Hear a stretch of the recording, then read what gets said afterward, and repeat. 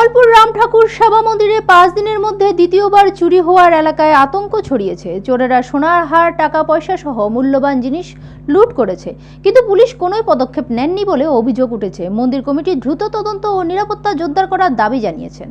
গতকাল রাতে কমলপুর রামঠাকুর সেবা মন্দিরে ফের দুঃসাহসিক চুরির ঘটনা ঘটেছে। মাত্র 5 দিনের ব্যবধানে এই একই মন্দিরে দ্বিতীয়বার চুরির ঘটনা।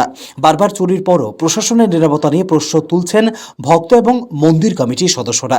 জানা গেছে, গভীর রাতে চোরের দল আশ্রমে ঢুকে মন্দিরের মূল দরজার তালা ভেঙে ফেলে।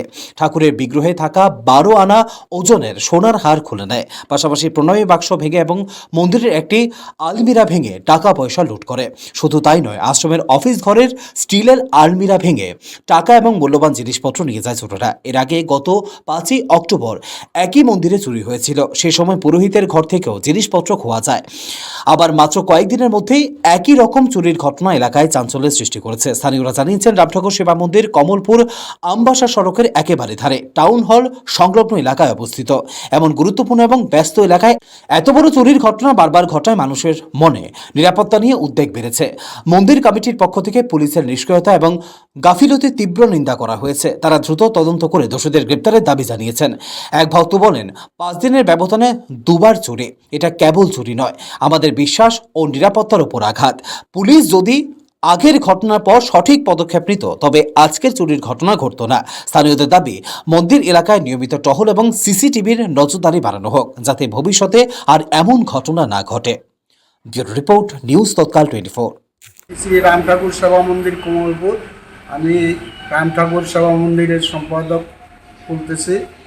বিগত কিছুদিন যাবৎ রাম ঠাকুর সেবা মন্দিরের চুরির একটা প্রবণতা খুবই বেড়ে গেছে। এর আগে 5 তারিখ, গত 5ই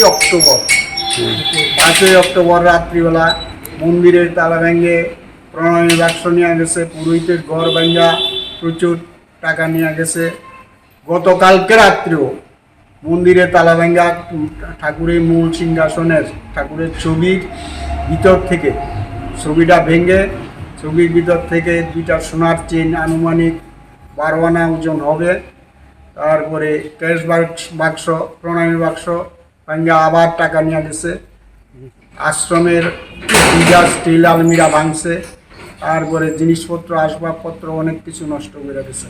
আপনারা দেখছেন নিউজ তৎকাল 24।